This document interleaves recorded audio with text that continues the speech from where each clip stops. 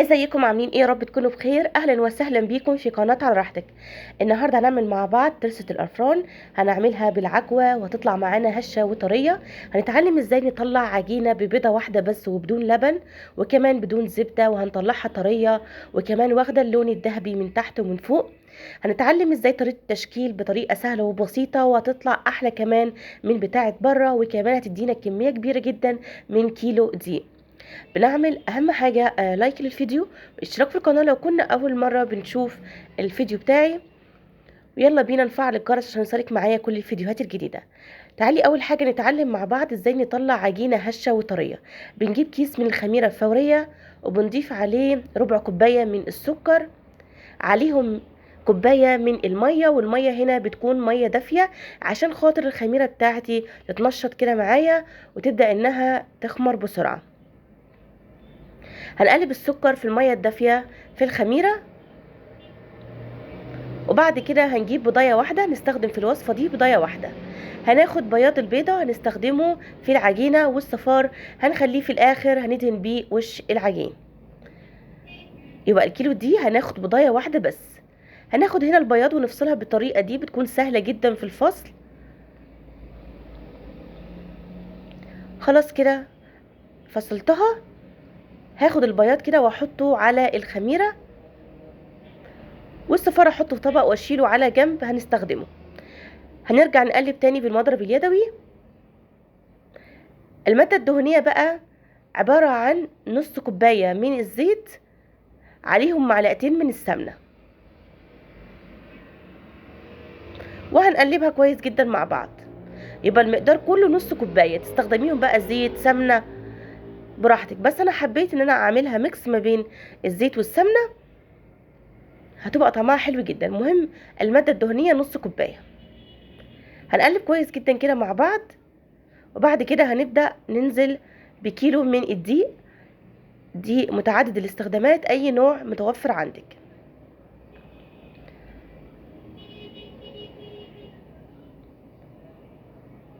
وبعد كده هنبدأ ننزل بكيس من البيكنج باودر، بيخلي العجينة هشة جدا.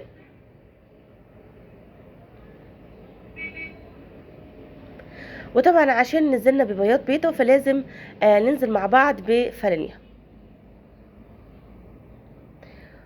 ولو متوفر عندك خل بتضيفي معلقتين من الخل، بيضيع الزفارة بتاعة البيض وفي نفس الوقت بيخلي معاكي العجينة هشة. هنقلب المكونات دي الأول كده بالمعلقة، وطبعا مقدار المية بيرجع على حسب نوع الدقيق. خليكي ماشيه معايا واحده بواحده لحد ما تشوفي السمك بتاع العجينه، وهنا بقى بتوقفي ان انت تضيفي الميه.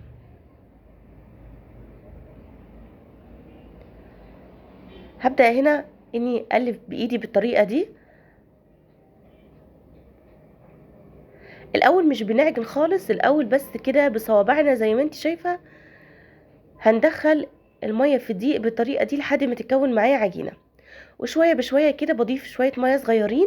والميه اللي بستخدمها للعجن بتكون ميه دافيه عشان خاطر الخميره تخمر معايا بسرعه.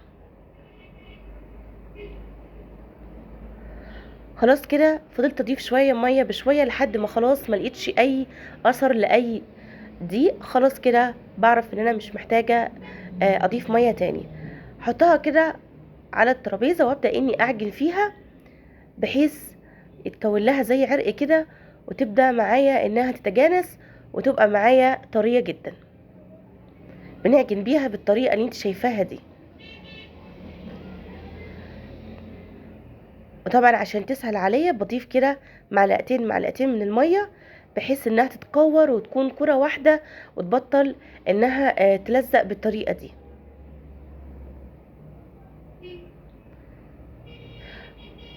مهم جدا نعجن بالطريقة اللي بتكون معايا العرق بتاع الدقيق، وفي نفس الوقت بتكون معايا عجينة طرية وتكون هشة معايا.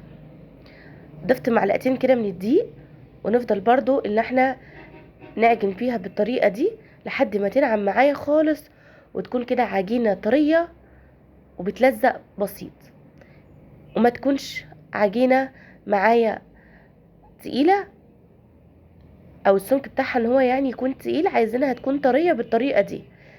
عشان خاطر ما تنشفش مني في الفرن وتفضل معايا هشه وطريه.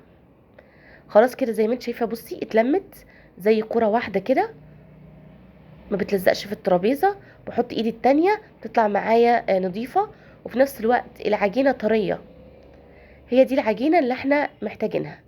تفضلي تضيفي ميه لحد ما توصلي للسمك ده، وفي نفس الوقت تفضلي تعجنيها بالطريقه دي. اخر حاجه كده معلقه من الزيت على وشها بالطريقه دي، ونلمها. هتتلم معايا بمنتهى السهوله، وكده خلاص اتعجنت معايا. وطبعا لو متوفر عندك العجان فبتحطيها في العجان وتضيفي شويه ميه شويه بشويه لحد ما تتكون معاكي كوره كده طريه ما بتلزقش. خلاص كده اتعجنت معايا. هرجعها تاني كده في البوله واحطها في مكان دافي. طبعا عشان احنا في الشتاء فبندفي الفرن كده دقيقتين وبنطفي الفرن وندخلها تخمر معاكي بسرعه. يعني نحطها في مكان يكون دافي، ندهن وشها كده حاجه بسيطه من الزيت، وخلاص بحطها زي ما قلتلك في مكان دافي لحد ما تخمر معايا. وبعد كده بتكون ضعف الحجم زي ما انت شايفه بالطريقه دي. شايفه السمك بتاعها طريه جدا وملمسها ناعم خالص كده. دي العجينه الناجحه. خلاص كده خرجت منها الهواء. وبعد كده هقطعها معاكم لكور صغيره جدا. كل ما تصغري في الكور كل ما يطلع معاكي الشكل مظبوط، لانها لسه هتخمر ولسه كمان هتخمر تاني في الفرن. فهي ضعف الحجم بتاعها حوالي كده مرتين 3. فنصغر من الاول عشان يطلع الحجم مظبوط زي ما شفتيه في اول الفيديو. بدهن كده وش الكور بتاعتي حاجه بسيطه من الزيت، كورتهم كلهم بالطريقه دي. وبعد كده هبدا اني اخد واحده واحده بالطريقه دي، وابدا اني افردها سواء كان بالنشابه او بايدي، بحيث السمك بتاعها يكون رفيع جدا. تتفرد بقى معايا دايره، تتفرد معايا مستطيل، مربع، اي شكل، لان كده كده اصلا هتتلف رول، فالشكل مش هيفرق معانا في حاجه. هنجيب العجوه اللي انا عملتها معاكم قبل كده، ولو حابه تعرفي طريقه العجوه دي طريه جدا، وحتى بعد التسويه هتفضل معاكي طريه. لو حابه تعرفي طريقتها، انا حولتها من البلح الناشف. لو حابه تعرفي الطريقه خشي على القناه، او هسيبلك اللينك في صندوق الوصف اللي هو تحت العنوان بالظبط. هتدوسي على العنوان وهتضغطي على اللينك، هيوصلك على طول بالفيديو، او تخشي على القناه وتشوفي الفيديو بتاع تحويل البلح الناشف لعجوه بطريقه سهله جدا وبسيطه، والعجوه ما تنشفش منك. لفيتها رول بالطريقه دي، وبعد كده هقفل كويس. مهم جدا التقفيل كويس عشان خاطر العجوه ما تخرجش مني في الفرن. وبعد كده هبدا اني الفها رول وارفعها خالص على قد ما اقدر بالطريقه دي، تكون متساويه الحرف زي اللي في النص،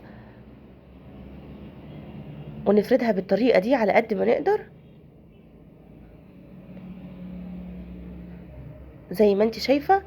بشدها كده بالراحه وابدا اني افردها بالطريقه دي، وبعد كده هقفلها على هيئه دايره. طريقه التشكيل هنا عندك حلين: يا اما تشكليها على الترابيزه او الصينيه او اي حاجه بتشكلي عليها، او تشكليها على طول في الصاج او الصينيه اللي هتدخليها على طول الفرن. انا هشكل معاكي واحده هنا.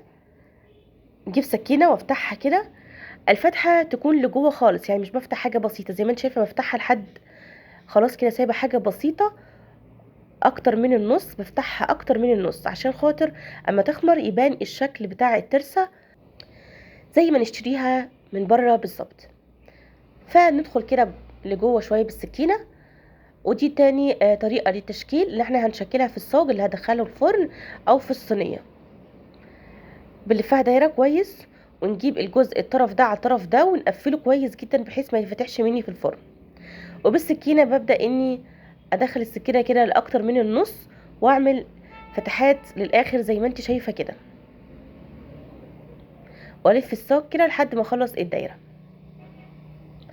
بس طريقه تشكيل سهله جدا. وممكن كمان تستخدمي مقص او سكينه براحتك، سواء كنا هنشكلها على طول في المكان اللي هندخله على طول الفرن، اللي هو الصاج او الصينيه، او سواء كنا هنشكلها على الترابيزه وبعد كده نقولها في الصاج او الصينيه. طريقه تشكيل الاتنين هتكون سهله وسريعه. مهم جدا نقفل الطرف على الطرف التاني كويس جدا بحيث ما يفتحش مني ويديني شكل الدايره. طريقتها سهله وبسيطه وما تاخدش وقت معانا في التشكيل. هنخلص كل الكميه بالطريقه دي، وبعد كده بياض البيضه اللي احنا استخدمناه معانا في العجينه وسيبنا الصفار عشان هندهن الوش.